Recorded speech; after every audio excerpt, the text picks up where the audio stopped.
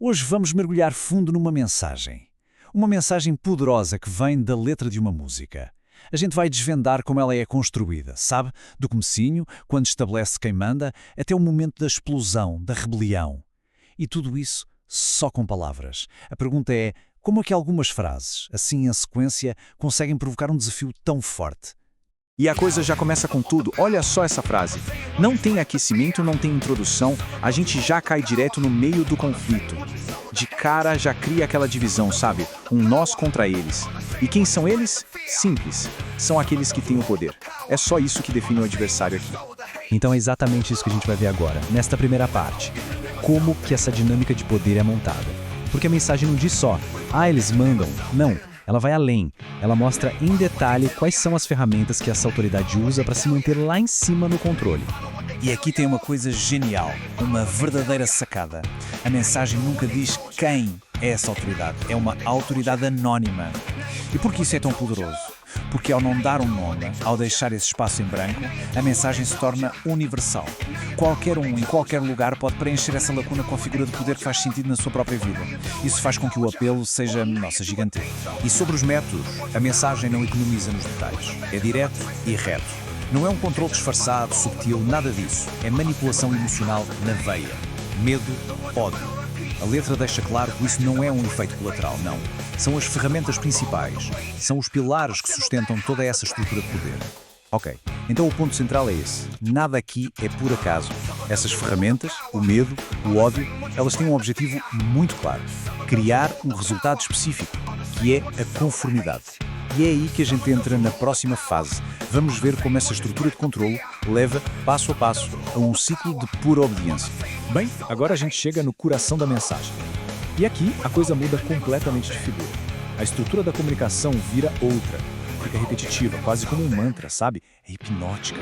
E a ideia é justamente essa, simular o processo de condicionamento que a própria letra está a descrever. E aí começa o ciclo. A gente ouve essa frase de novo e de novo.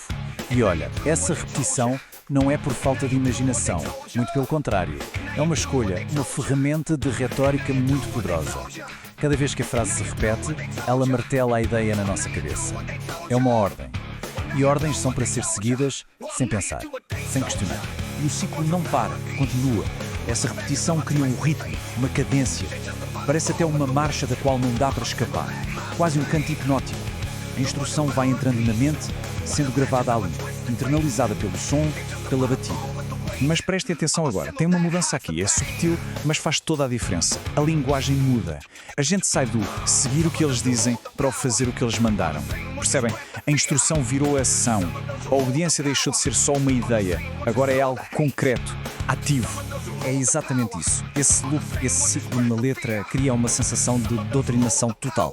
É como se o pensamento individual fosse desligado e a obediência ligada no automático. A vontade própria some e o que fica é só a ordem que veio de fora. A mensagem prende-nos neste ciclo, a gente sente o peso dele. Mas e aí? E se esse ciclo se quebrar?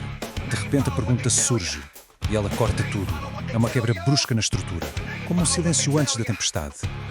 Cria aquele suspense, sabe? Prepara o terreno para o que a gente sabe que está por vir, o clímax. Chegamos ao ponto de virada. Toda aquela história de conformidade, que foi construída tijolo por tijolo, está prestes a virar de cabeça para baixo. E não é uma virada suave, não. É súbita, é violenta. A obediência vai dar lugar a uma recusa total. E é esta a frase que muda o jogo. A força dela está na simplicidade. É um não direto, absoluto, contra tudo o que foi dito antes. E notem outra coisa. O pronome muda. Não é mais um eles distante, agora é tu. O confronto virou pessoal. É cara a cara. E essa frase não é dita uma vez só. Ela é repetida 18 vezes.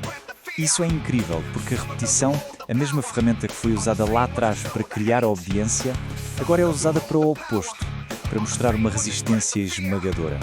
A cada repetição, a intensidade aumenta, a determinação fica mais forte, até que a mensagem chegue no seu ápice com esta frase final. Sem filtros, sem censura. É a expressão mais pura e crua de desafio que a gente encontra na letra. É o rompimento definitivo. Total. Não tem mais volta. Ufa! Então, para a gente fechar, vamos dar um passo atrás e olhar o quadro completo. Vamos recapitular essa jornada e entender por que essa mensagem funciona tão bem. Como é que uma estrutura que parece tão simples consegue ter um impacto tão gigante? Aqui a gente consegue ver o conflito central de forma bem clara. De um lado, o comando, fazer o que eles te mandaram. Do outro, a recusa. Eu não farei o que dizes. Essa oposição direta, palavra contra palavra, é o motor de toda a mensagem. É uma verdadeira batalha de vontades, dita da forma mais simples e direta que existe. No fim das contas, se a gente for analisar, a mensagem segue uma estrutura clássica de 3 atos, como numa história. Primeiro apresenta o problema, autoridade.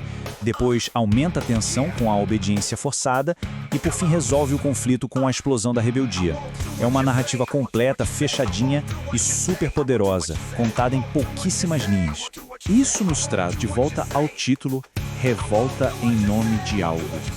É muito interessante que a mensagem nunca explica o que é esse algo. E talvez o ponto seja exatamente esse. O foco não é apresentar uma nova ideia, uma nova ideologia. O foco é o ato de desafiar, de dizer não. A revolta, por si só, já é o objetivo. E a gente termina com essa reflexão. A mensagem parece sugerir que, às vezes, a identidade de uma revolta não vem daquilo que ela defende, mas sim daquilo que ela se recusa a aceitar. A definição vem pela negação. Fica aí a pergunta para a gente pensar. Como é que uma revolta se define por aquilo contra o qual se opõe?